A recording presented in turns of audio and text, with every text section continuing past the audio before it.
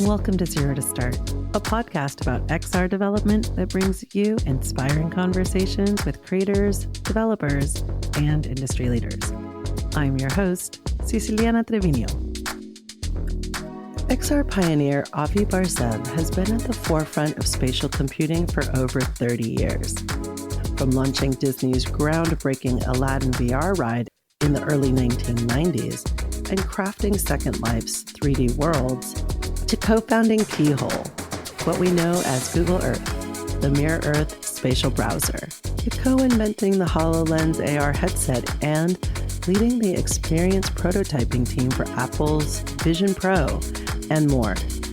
On today's show, Bar-Zeev returns to the podcast and illuminates his journey through immersive tech from those early days to his latest role as founder and president of the XR Guild, a 501c3 nonprofit, his response to the urgent need to bring more thoughtful and ethical practices into emerging platforms and AI. You can see the XR Guild's guiding principles on their website at xrguild.org. The Guild's Ethical Professionals Mixer at AWE is sold out. Zero to Start is proud to have just joined the primary event sponsor, LA SIGGRAPH, and XRA as a bronze co-sponsor. See the show notes for links to Avi's AWE panels, our conference guide to day one, and Road to VR's 20% off discount link for AWE tickets, thanks to Ben Lang. You'll also find our AWE playlist jam-packed with house music to elevate your conference vibe. Let's get started. Welcome back to the podcast, Avi. It's great to have you here today. It's great to be here. Thanks. I wanted to start with your XR journey. It seems like there really isn't a whole lot that you haven't been involved with when it comes to mixed reality, augmented and virtual reality. Somebody, I think, affectionately called me the Forrest Gump of XR. Right. Which I don't think he was saying I'm not intelligent. I think he was just saying I just happen to be in all the photos. I also remember the movie Zelig, where the guy shows up in everything too. It's kind of like that. I've had some really good luck starting, with almost the first thing I worked on, and been able to find really good projects to work on, and it's a function of being connected to some really great people over the years who trust me and are willing to bring me on for new projects, brand new ones, and I sort of specialized in that, where I get to come in really early when we're still figuring stuff out, because they know that I can help prune it down to something that's going to be successful. And so that's kind of what I've specialized in, prototyping and figuring these things out. So that gives me a lot of good opportunities to come in. And lately, it's more about advising companies and being on boards of directors. And I may still do a startup, but it's a little easier when I can take those 30 plus years and advise other people on how to do the same thing. Since you go back to like the cave systems of the 90s, can you talk about some of the growth that you've seen in your time and where you feel like things are right now? Sure. I mean, bringing up caves is actually a really good point, because even in the 90s, I tried all the headsets, right, that were available. I went to the Virtual World Expo show, even before there was an AWE, there was that show, and tried everything. I said, these headsets really suck. They're heavy. They're terrible. Let's figure out a better way to do this. It didn't use the word ethics necessarily, but you think ergonomics or usability were things we understood. Let's just make something better. So what's better than sitting in a room that's projected? Back then, you used to use projectors. The LED walls weren't that good yet. So you're in a projected room that immerses you and gives you the same kind of experience that you get in the headset, but you don't have to wear anything, and you don't even necessarily have to wear stereo glasses. So we built an experience in '92. That's what got me the Disney job, was building this room that was kind of like a cave. We called it a virtual environment theater, and it immersed you in a fanciful experience of flying over the Giza Plateau 3,000 years ago when it was new, 4,000 years ago, whatever it was, and just being able to take that in a way that just felt really serene, and it was a great experience. And so I've never been able to achieve that so far in most headsets, and even the Disney headset was amazing to work on, and it was the best headset that I had ever seen. But it still had to be suspended from the ceiling because it was so heavy, and it was so expensive, and the computers were so expensive that we could only have 3 or 4 people at a time out of an audience of about 100 even try it. Everybody else had to watch, right? So still wasn't great, but that's the state of the art. Today we have much better headsets, and I'm happy to say that the Apple Vision Pro is the first one for me that doesn't get me sick, right? That to me, that the thing that makes it successful is, even though there's people complain about the strap and the weight, agree with some of those ergo concerns, but and then some mitigations to that as well. I think they have a better strap on it now. Um, but the point is, I can wear it for as long as I want, and as long as there's just like 2 things I can do that get me sick, nothing else will get me sick. The only things that get me sick is if I record video and play it back standing up. Like, I could easily get myself off balance because it's so realistic to record something and then watch your own recording. But it's the first headset that I can really wear, which is great. And of course we'd like it to be better balanced and lighter, and those things I think Less expensive. less expensive as well. Look, the expense. But I understand it. Yeah. Yeah. Let me put the expense in perspective though, right? Because if you think of this thing as somewhere between the Lisa and the Mac, right? The Lisa was way too expensive, and almost nobody bought it, but it showed the way. It showed this great user experience for the time that you could only get from Xerox PARC at a really, really high end workstation, and even then it was very hard to get. So it was going to be the computer for the masses, but it was still too big and still cost too much. Then the Mac came out, but in today's dollars, a Mac version 1 Mac would cost $7,000.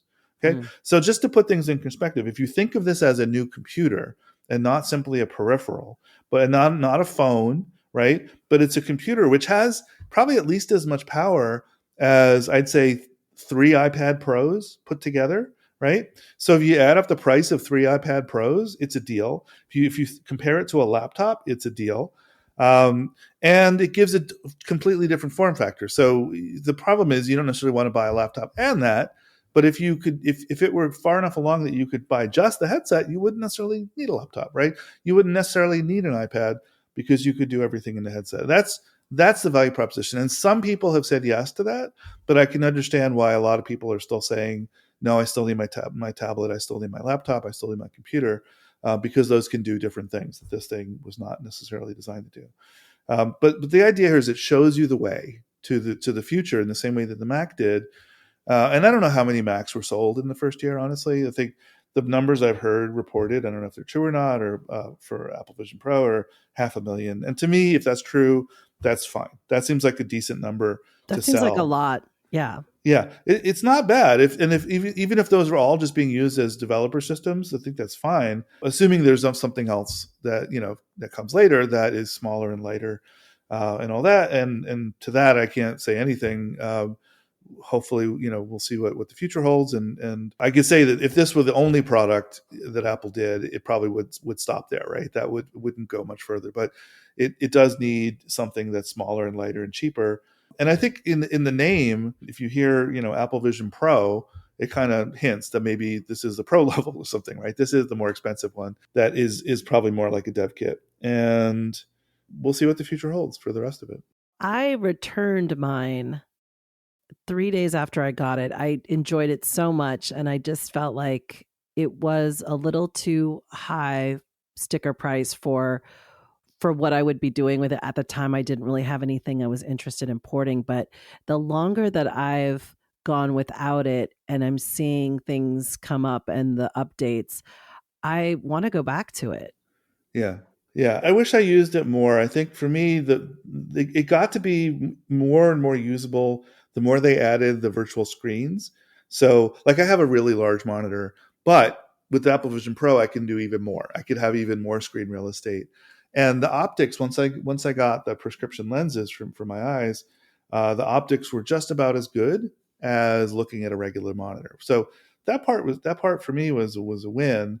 I think the downside is I still kind of, when I'm working, didn't necessarily want to wear something heavier on my head, so I didn't wear it all the time. Well, the place I use it is when I work out.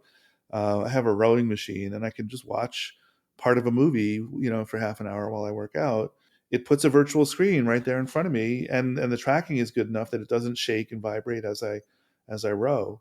So I don't think I'd run with it or anything like that, but I think it'd be a little hard to use on a treadmill. But for rowing, it's perfect, and maybe a few other kinds of exercise. So that's my main use for it.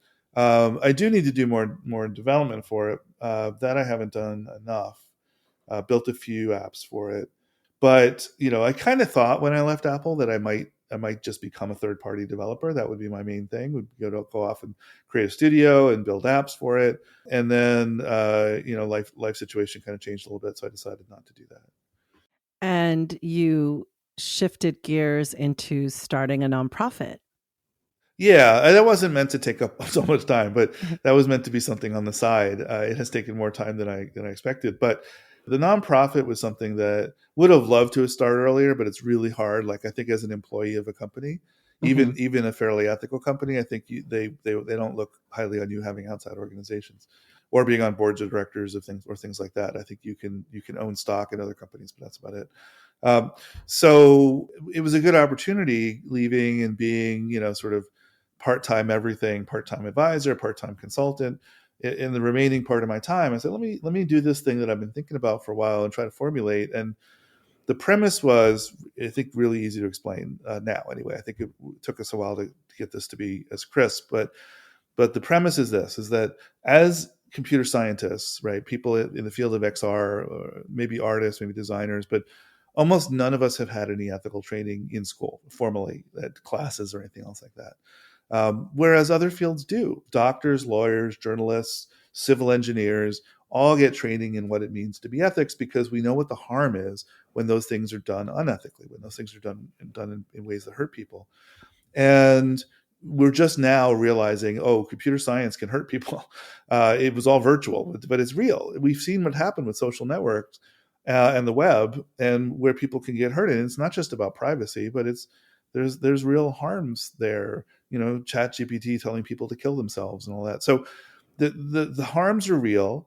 The ethics questions are real, and it needs to be taught. So we wanted to start with professionals in the field and help them, the people who already agree about that, what I just said, get them together and help them sort of formalize what it means to be more ethical. And we have a set of principles and all that, but also help education and help schools. So right after AWE, I'm going over to the University of Southern California, and they have a great program there called the Neely Center that's a cross-disciplinary ethical education that has fellowships every year. And more schools need to be taking on teaching ethics, especially in computer science, so that the people who work in these companies or become CEOs of these companies at least know what the ethics is. They choose not to follow it. That's a separate problem. But they don't even know right now what they should be doing and what the best practices are. And they just act like there's no rules. And the fact is, the rules come from all the things that have gone wrong before. We know what a lot of them are. We could formalize them and say, no, these things will go wrong again unless you take care of them.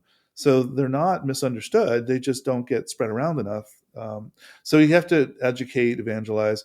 And we have a new library that we put out, which is library.xrguild.org. We just released version 2.0. It's got tons of resources for people to look up and see what the best research is, what problems and solutions have already been offered, what academic research has been done, peer-reviewed research. There's very accessible videos and articles there that people can read in their lunch break. So we're trying to create all those resources, and on top of all that, have mentoring. So you could have one-on-one time with somebody in the field who might have more experience than you in whatever questions you have. And it's always great to have mentors, because most of getting those great jobs is about knowing the right people, unfortunately. And that's one of the reasons why fields have been, the old boy network, is because people knew people. But as long as we open that up to everybody and treat it fairly for everybody, then we can make sure that the benefits go in a more equitable way to everybody. But you almost never want to be applying for a job. That's the worst way to get a job anywhere, is to fill out a form or send in your resume, because at this point it goes into the AI dumpster. Right. You really need to know somebody, and so networking, and that's what we want to help with. We want to help people get networking in a totally equal opportunity kind of way. We want everybody to be able to have access to those mentors to help with the connections. I applaud you in creating this mentor program, but having a really strong focus on the ethics part of it, because that creates a sense of community where people share a common language. As the industry expands and grows, there's more opportunities and there's more of a need to bring like that idea of mentorship with education around ethics together. And I think you're the only one really doing that right now. I think there's a lot of people who would agree with us and who have an interest in the area. The challenge is in doing anything about it, right? Like I know lots of people who say we need to have some sort of ethical creed that make it a standard so everybody knows what it is, kind of like the Hippocratic Oath. Like I think we can get there eventually. I think we can come up with the Hippocratic Oath, but you can't start with the Hippocratic Oath, right? Because it's not going to cover every situation, and you certainly have companies who aren't going to sign on to that today, right? Mm-hmm. Like here we are, I'm trying to do events for AWE and get sponsorships, and two of the biggest companies, I won't say their name, for some reason said no to sponsoring the ethical professionals mixer, but then are having their own parties. So it's not like they didn't have the money, right? They're doing parties. They just didn't want to be associated with ethical professionals. And that's kind of sad. We have to change that so that they think it's a benefit to be associated with ethical professionals or as ethical professionals. And so we have to build up that cred that it's the best way to do it. And maybe they're scared it's a union too, because we call it a guild. That's unfortunate. It's not really a union. We're not going to do collective bargaining or anything like that. But we do like the guilds of old were really about building up skills and training from apprentices to journeymen, and a lot of the terms they use are not the best terms to use anymore. Master is not a term we would want to use, but that's what they used to use for somebody who was an expert at carpentry or bricklaying or whatever field it was. But they were there to teach. They were there to teach the next generation and to instill those values in them of what's ethical and we're not. And then eventually, like for doctors, to create independent boards that could review those cases where somebody might not be ethical and there's a complaint. We're not ready for that yet, but at some point that needs to get set up for our industry too, where there's a place to go when you have a problem with how somebody's behaving. We want to just start with, let's just get all the people who agree together, figure out what we agree on, codify it, and we've been improving our principles. If anyone wants to read that, if you go to principles.xrguild.org, you'll see answers to why do we have principles, why do we need principles, but then also the details of these are our principles. And it's not just don't be evil or put people first or anything that's sort of like nice to say but hard to implement. It's very actionable. Like it's like, here's what you do. This is what you do, and this is what you don't do. If you see a dark pattern, you need to address it. You need to redesign it. You need to speak up about it. And so we have to say, what does that mean? What is a negative pattern? How do they appear? What do we do about children? What do we do about AI? Like we took a stand on AI this year, which is I think a middle of the road stand. We haven't said AI is evil. Some people say that, especially people on the creative side are really rightly afraid of the way that it's been rolled out and the way that's been handled. But that doesn't mean there isn't a better way to do it, right? There's a world in which we can be doing AI ethically as well. It's just that the companies think that's too expensive right now, and so they're really not prioritizing ethics over growth and profit right now. Do you find that there's a difference when you were starting in the early days? Were there a sense of, oh, we need communities around ethics back in the 80s too? Or what do you think has shifted? I always had a sense of right and wrong myself. I grew up with strong set of values, and I could point to things in college, right? Before I even started working professionally, I there was a situation in college where I was in charge of, rush is the recruitment for the fraternities. So I was one of the people in charge of enforcing a dry rush, so that we're not supposed to give alcohol to people who are under 21. But a lot of the fraternities did it anyway. Ours didn't. The one I was in didn't. And as a result, I got into a lot of trouble. People hated me because I was one of those people saying, no, you can't do this. And you can be just as successful without it, without giving alcohol to minors. And we proved it. We doubled the size of our house without a single drop of alcohol. So it's all about being smart about how you do things. So I wouldn't have called that ethics back then. I would have just said it's about right or wrong. And my sense of what ethics is has evolved and gotten much more fine-tuned to, it's not about right and wrong, actually. It's not about morality. It's not about religion necessarily. It's okay if you believe those things, but that doesn't require those things. It also doesn't even require. A lot of people would agree with the statement that it's what we owe society. So there's an ethical obligation to society. I would say you don't even have to believe in that. Like, that's great if you do. I think I owe back to society as well for everything I've been given, but you don't have to. Like, even a sociopath can be ethical because they just need to understand it's in their best interest. It's in their best interest to be ethical because you will be more successful. You will have better products. You will have people like your products and want to keep using them if your products don't abuse people, if your products don't exploit people. So it's about making choices in product development, design, where you make the choices that benefit your customers more than they benefit you, right? And it's okay to make a profit, but you have to put the customers first. You have to put their needs ahead of your needs so that you're helping them. And then as a result, you'll also make a profit and have your company stick around to do the next thing. You're not helping anybody if you only help your customers and never make a profit, because if you go out of business, you can't help any more people. So there's a mutual benefit that can happen where companies make a profit and make money and keep and stay in business, but they also make the world a better place. They also help their customers, and you've got to do both. It's not just enough to focus on the growth only. That is sociopathic. So anyway, we have to appeal to everybody. We have to appeal, to the CEOs of the world who are just focused on competition and one-upping, everybody and coming up with the latest, greatest things. They need to also understand why it's in their interest to put their customers first. So they don't always, so they don't cannibalize themselves either, right? Because there's this sense of like sort of the dragon eating the tail a little bit. Yeah, the classic example is the chemical company that pollutes the river where the workers live in the town, right? That has the pollution. They're killing themselves in addition to everybody else. They just don't care because they treat it, in economics, they call this an externality, right? It's not on their books. The cost of the cleanup is borne by somebody else. Maybe it's borne by the taxpayers in this case, or it's borne in the form of healthcare for the people who get sick as a result of what they did.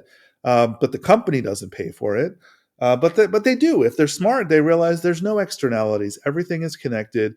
Everything every company does comes around because the companies are made of people. And even if the companies were made of AI, they'd still be dependent on things that affect other people, on power and networks and humans to do whatever remaining tasks that the AIs can't do. Like, they still need, we need each other. And nobody's in this for themselves. That's sort of the definition of a sociopath, is like somebody who thinks that it's all about them, and they have no empathy for anyone else, and they only worry about their own situation. And they can often do horrible things, but they don't have to. They can take that same notion and expand their view a little bit and understand that everything is connected. And so by actually helping other people, they are helping themselves. But of course, that borders on empathy, right? That's the thing we're trying to fix with sociopaths, is that they don't understand that the thing they'll never understand is that people have value, that people have inherent value, but they can at least understand that people are useful to them and that they don't want to screw them over, because then they won't be useful to them anymore. So really, you are a beacon of creating awareness, right? Because it starts with a sense of awareness in that self-interest and in the interest of a win-win versus winner take all. I think a lot of people are just taught the wrong things, right? Good example, the game Monopoly, right? Mm-hmm. So we all played Monopoly as children. It teaches you the absolute wrong set of values. And it turns out, the history of the game? No. Okay, this is fascinating. So there's a woman, Elizabeth J. Maggie, who invented the game Monopoly. It wasn't called that. It was called the Landlord's Game when she created it. The Landlord's Game? Yes. And she made two versions of the game. One game was made as effectively, this is like a very high-tech simulation. It just uses people to play play with dice, right, to run essentially what would be a computer simulation today. But it's simulating two things. The capitalist version simulates what goes wrong when you have landlords in a capitalist society where landlords wind up owning everything. And the game clearly results in one person owning everything by the end of the game, where everybody gives up. So that demonstrates that system doesn't work, because we're seeing what happens when you wind up with just a few people who own everything. It's not healthy. But the other version of the game that she had was one in which nobody owns the land. And land is considered commons, like the air and the water. So nobody owns it, but you can rent it from the government. So if you want to build a factory, you can build a factory. So you effectively lease the land from the government, and you pay rent to the commons and not to a landlord. And then you can build your factory. And if you make more money selling your widgets, then you've made enough to pay for the rent on the factory. And so whoever has the best uses of the land gets to use it. So that's what the people who followed Henry George in the late 1800s believed. That was the right way to do it. They called it the one tax, that there would be no income tax, there would be no other taxes except for this land tax use. And who knows if it would work? We never tried it, right? It was never fully experimented. But she built it into the game as a way to demonstrate that this could work. And that version of the game, I've never played it, but reportedly it's a better game. It's a better experience for people. It's a better experience. It's win-win, right? The problem is it's maybe not as competitive, so maybe not.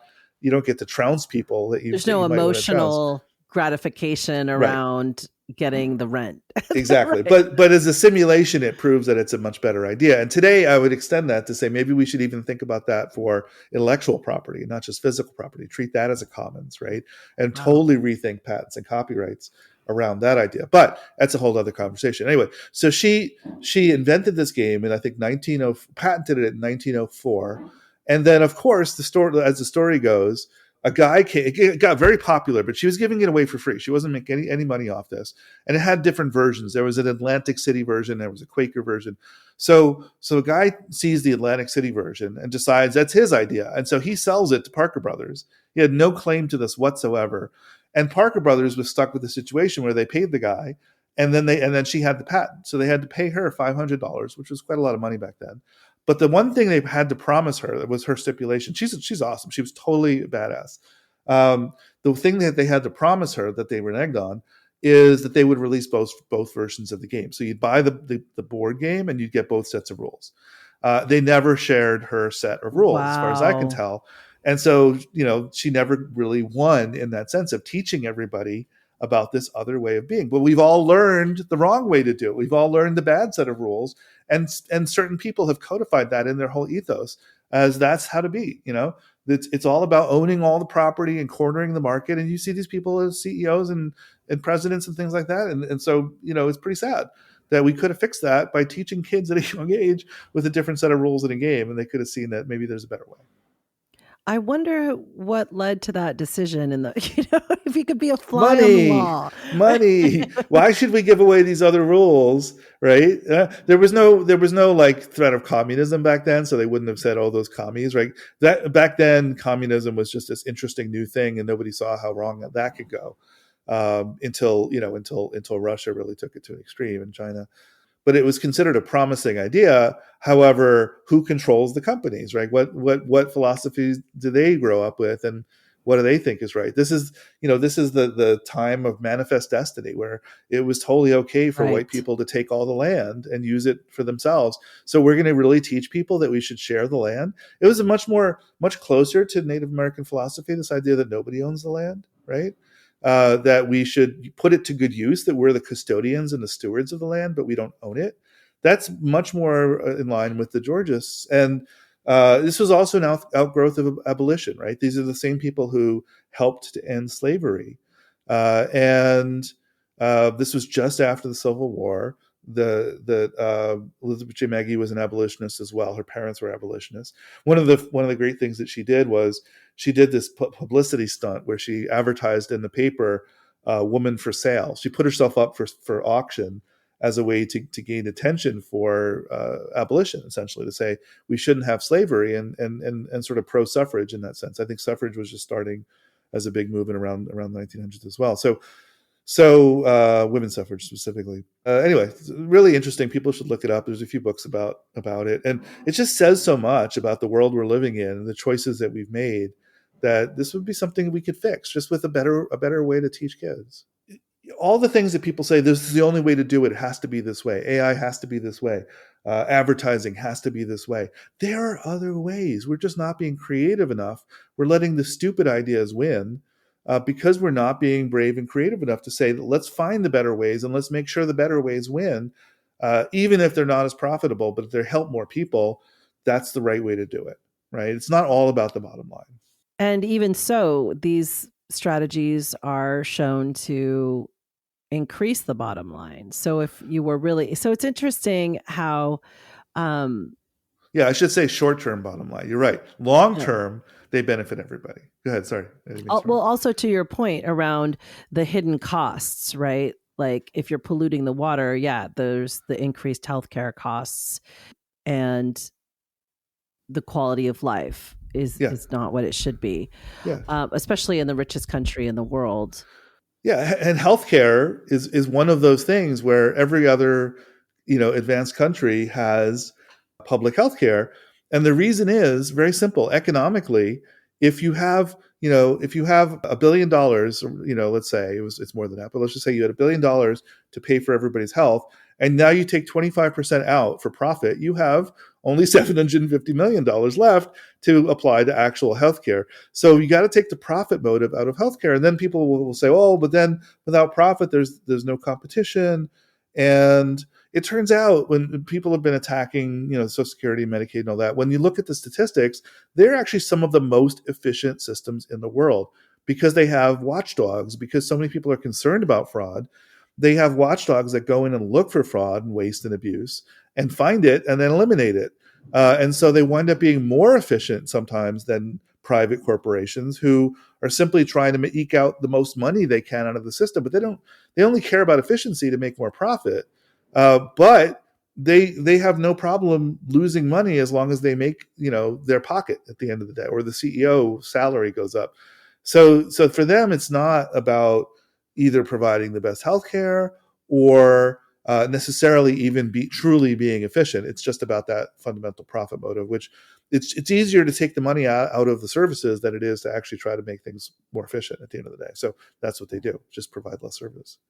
Well, it's such a evolving conversation. It touches on every part of the future. It's just this constant work in progress.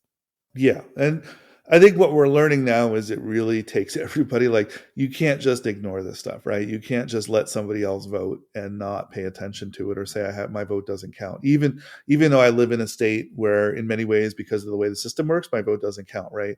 It's because a lot of people vote the same way I do, that it doesn't individually count as well. We could make some tweaks to the system and we could make everybody's vote count more than it does today, improve that. But fundamentally, the system requires people to be involved, or else it's not hard for somebody to come in and take over and ruin things. Like, how bad can it get? Well, we're finding out just how bad it can get, and it's going to get a lot worse before we fix it.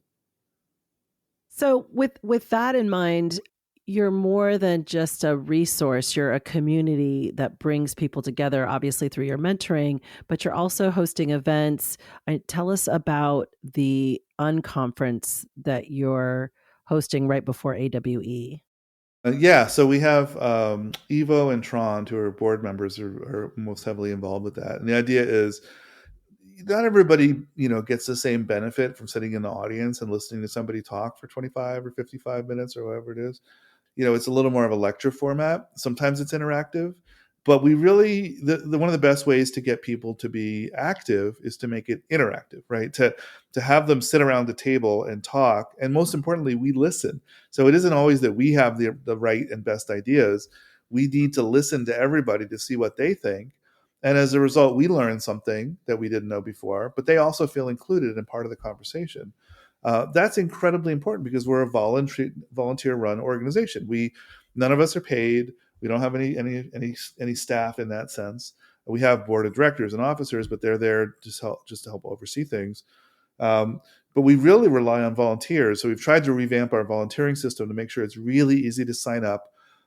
We ask everybody who's a member of the guild to either give some of their time, and that we try to say 5 hours a month is plenty. Like just do 4 or 5 hours a month. We don't really want a ton of your time. We want you to but we want it consistently. We want you to really pick something and run with it, and not disappear for 6 months and then come back. We'll just really work at whatever you're passionate about. And if you can't have the time, then please do a small donation. We ask people for like $5 a month if they can't volunteer. And so we try to keep the impact low, but we want to get a lot of volunteers and a thriving volunteer network. And what works really well is when you have at least 2 or 3 people who want to lead a project. That way it's not all on one person's shoulders. You can spread the load a little bit, have a bit of a triumvirate, making decisions collaboratively. And you don't want them doing all the work either, because you don't want the leader stuck with having to do all of the design work and all of the coding or whatever the project needs. So you want to have then people who can volunteer those 4 or 5 hours a month to come in and help, and the leaders are there just to organize and schedule everybody and make sure things are moving ahead.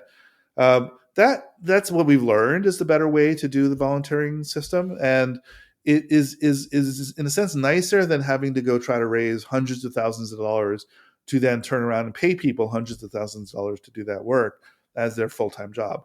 I don't know that we get better people that way. We might get more of their time if it's their full-time job.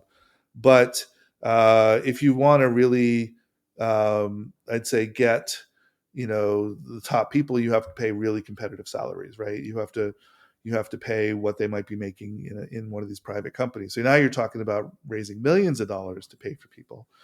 And that's hard to do. That becomes a full-time job. So you see sort of organizations out there where 60%, 80% of their money that they raise goes back into raising money, and only 10 or 20% goes into actually doing anything and helping people.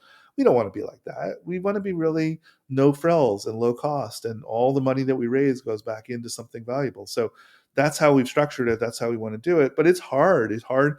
You got to recruit people and convince them to, this is going to be fun, and they're going to enjoy spending their time with other people on something. And then making that true, making sure that it stays fun. And that is new to me, right? I've been a manager before, but I've always managed people who got a salary. So, there's an inherent promise there: do your job, or we might have to let you go. Here, it's more like, well, we have to motivate you, and we have to be rewarding as an experience. And that's, for me, it's new skills to learn, and that's okay. I That's always try to grow exciting. too. Yeah. Yeah, it's really good, and it's great that there are more opportunities for communities to come together over a common cause. So tell us about your presence at AWE, and if I know you have a lot of members also presenting. Yeah, I went through the speakers list, and actually, there's some members I don't know. They've signed up, and I probably have never met them, and so I may not recognize their name. We've got enough now that I can't know everybody yet, but I recognize at least 20 people from the guild who are speaking at AWE. That's pretty good, and I think that might be up there with the most of any organization in terms of the number of its members speaking. I'm sure there's at least one other organization that probably could say it, but we may have the most, and that is something to brag about, because it means that our members are engaged, they're giving back, they're trying to reach out to people, and they may not necessarily even be speaking for the guild. Like I don't know what everybody's talking about. They might be there talking about their design project, right, or some technology, or how to do something. But that's great, because they're still there, they're teaching, they're sharing. Whatever it is that they chose to do, we want to try to boost it, and we do. We have a newsletter. We talk about these things. We want to try to spend more time on each one of those. So I have my talk, and it's related to design and ethics, and I'm co-presenting with one of the leads of our New York event meetup, Aisu Yunal. So she and I are gonna trade off sections of a presentation.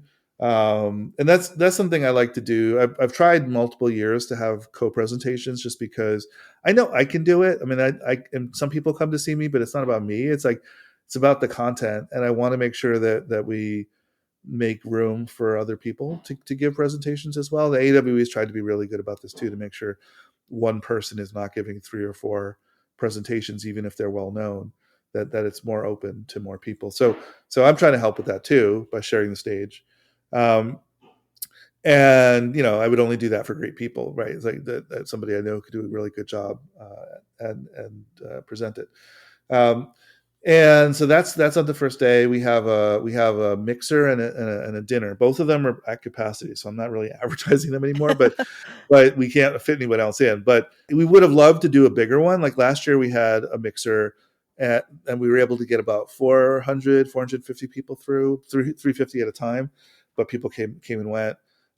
We wanted to go up to like 1,500 to 2,000 this year, but the sponsorship was really bad this year. I think due to the economy and uncertainty and all that, the companies who normally would only pay for sponsoring parties didn't want to do it, or they did their own, which is kind of annoying. But in any event, we couldn't get the big bucks that we wanted to raise for a bigger party, so we're doing something a little bit smaller for 120 people. But it'll be nice, and so that'll be on the first evening. We'll have a dinner as well that's already capped at 50 people. But the dinners we organize, I think, are always fun. We'll try to do more of them. Maybe we'll do one the following night as well for people who didn't get a chance to go to the Augies. But the dinners are generally just whoever we could find and pull along, and we go get a table for 20 to 40 people somewhere, and you sit next to random people that went to the conference and you never really met them, but you have great, interesting conversations and get to know people. And it used to be when we started doing this kind of thing, I was at Microsoft and I could just expense it, right? That was great. Right, yeah. And so I would just treat, and everybody would come for that. We do actually have a sponsor this year. So just at the last minute, we were able to find a company who is sponsoring us. And that'll be great. So I'm about to send out an email. Who's the sponsor? The sponsor is called DOVR, is DEOVR, and so they are giving us some money to cover most of the dinner, not 100%, but I'm going to just give a menu that is covered, and if people want to go off the menu, they can. But if you order from this menu, it'll be covered. And it was very nice of them to come in and want to come talk to us about their company. So they have a platform for sharing spatial media. Like they think they kind of want to like be the YouTube of spatial media, so they want more people to know about it. So I'm about to send out a mailing telling everybody about that and announcing it. So that'll be great. And we have, for the mixer, we have LA SIGGRAPH is doing most of the sponsorship. XRA is doing some of the sponsorship to cover at least one free drink per person, and some appetizers for people who didn't go to the dinner. So that'll be nice. I wish we could fit more people, but like I said, we're maxed out at this point. To pull this off, you have to have a weekly meeting. You have to spend at least an hour a week on something like this with a group of people who are helping in various ways: music, event planning. We worked with Athena Damos this year, who's really great at that, and Julian Reyes is really great at figuring out the music, so he's organizing the DJs. So having a good team of people is really critical, but it takes a lot of time. And I really, was really hoping, like I said, to do the bigger thing, combining forces. And we're still young. We're growing at a decent clip. I think that we'll hit a growth spurt. But what I always expected that to come after we did some things. So the library is one of those things. The mentoring program, Mhm. as we're just figuring that out now. We're just doing trials of it. So once that is scalable, then the key ideas will be set up to grow. And I have to fix up the website a lot too. So there's those things that we have to just figure out and make work well, and then we'll be ready for scale. And getting all the volunteering teams in place and the processes is part of that. And that does take a lot of time to figure out how to do it right, especially for people who've never done it before. It's all learning experience. But the thing is, you're not waiting until it's all together or the perfect day. You're taking Right. charge, and you saw a need and you're there to fill it. Yeah, I mean, you can't design this up front and expect people to show up, right? You got to prove it out and start with the early adopters who are willing to give you their feedback and fix things, right? As you need to, and then there's a lot more people who will come once they know things are polished, and then it's easier for them. And so, it's getting to be that time. I think Yeah. we haven't even really tried to market the thing very much. So I think we will put some budget and time into that, and make it happen. This is a long-term proposition. It's going to take 10 years probably to get to this kind of scale where we can actually start having the companies pay attention to us, and actually think about what we're saying and say, yeah, okay, we do need some principles. We should say what our principles are. Or we would like you to come in and help talk to our workforce and help educate them about about ethical solutions. But that takes time, and we know it well. And I may or may not be the president that whole time. I'm happy to hand it over to somebody who's going to run with it whenever we find that person. But for now, I have to be the one to apply the gas and motivate for whatever reason. It's really exciting that you're doing this work. How can people get involved? The website is xrguild.org. Super easy to find. All one word. XR Guild is all one word. And check it out. See what's there. There is a page to join, and it's super easy to join. All you have to do is read our principles and agree to the principles as they currently are reflected. I'm about to update to the newest principles on the website.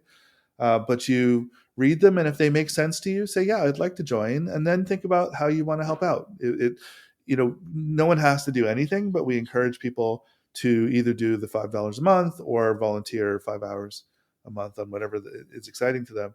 And then just follow us and work with us and do what you can. It's pretty low maintenance, pretty low requirements. For a big payoff, I think. For the investment is small, but the payoff is going to be huge if we can actually help steer the industry. And honestly, I think we can. We have already to some degree. Like, there have been enough times where even just me standing up and talking about eye tracking or any of these issues, I can see a line from that to the policies of the companies, and not just the ones I've worked at, right? To other companies that then thought about it and said, "Oh, I guess we should spend a little more time arguing about this and thinking about it." And I would never expect them to come back and say, "Oh, yeah, it's because we heard it, in a meetup somewhere in Stanford or whatever." But I can trace it because I see the same people coming and saying, "Yeah, that makes sense," and then they go do something about it. And it's those ripples. It's a positive hypnosis, as my psychology friends would say, that Oh, good. you can affect the world in a negative way by having a bad attitude and pissing off everybody around you, and then in turn they piss off the next person and the next person, and it creates waves of negativity. Or you can be nice to people and try to create a positive spin, and then they go off and be positive to the next person and help the next person. And I've actually seen that work. I've seen that in practice. It's not this sort of fanciful idea. It is what goes around comes around in a very tangible form, and it works. Great. And I wanted to ask you, is there anything that you're inspired by right now as you look out in the community, or anything that you're reading that you feel that our listeners might be inspired by? Any podcasts we should listen to, or audiobooks? I always have to plug Kent Bai's podcast, because he's been doing this longer than almost everybody, and he's been really focusing on the ethical side of it also as well. He's always looking for the interesting stories, but he really does a good job of bringing people on who talk about what matters. So there's a lot of depth there, and I just always want to shout out there in terms of podcasts. In terms of reading materials, I would say come check out the library on the XR Guild, because there's just some stuff we've created. There's a few things I did, a few things Louis Rosenberg did, Britton Heller, but the vast majority of it now is from other people that we've collected their work. And so we've curated quite a lot of really good stuff. So I would check out the library, start looking through that and seeing what's valuable to you in your work, and let us know. And we also, because that's a volunteer effort, we have great volunteers, but that's also something people can help with. So if they see stuff that's missing, tell us about it or come help add it. It's in a Git book, so actually it's easy to make it editable. If people have additional things they want to put in there, let us know. And we don't expect it to be the one resource to rule them all, but that the way the web is built, if you have a bunch of good hubs like that, then they all can link to each other. And eventually we build up the world's best library collectively of materials. And so that's something I think everybody should be really excited about. Excellent. Is there anything else you want to add? Just looking forward to seeing everybody at AWE. It's a great place to come network, like I talked about networking before. And I'd say probably the most important thing is, if you think that there's people that you want to meet, that you should meet and get to know, you can always ask for introductions from mutual friends, but just walk out to them and say hi and introduce yourself. And just like I'm also was part of the science fiction writing community, very much the people who are established are very approachable right? They're okay as long as you don't bug the hell out of them. If you walk up and introduce yourself and have something interesting to talk about, they will take the time, generally speaking, to talk to you.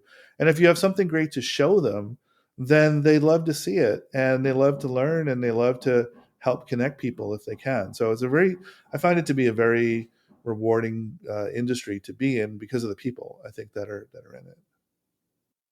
Indeed. Well said. Well, thanks so much, Avi. It's really been a pleasure to sit down with you and dig into the forefront of what's happening with ethics, AI, and XR. Thanks. It's been a pleasure. I hope this episode inspires you to visit xrguild.org and catch up with Avi at any one of his panels. And if you're going to AWE, we'll see you in Long Beach. Thanks for listening. You can support Zero to Start by subscribing on your favorite podcast platform, give us a rating, and share this episode with your community. Until next time, happy installing.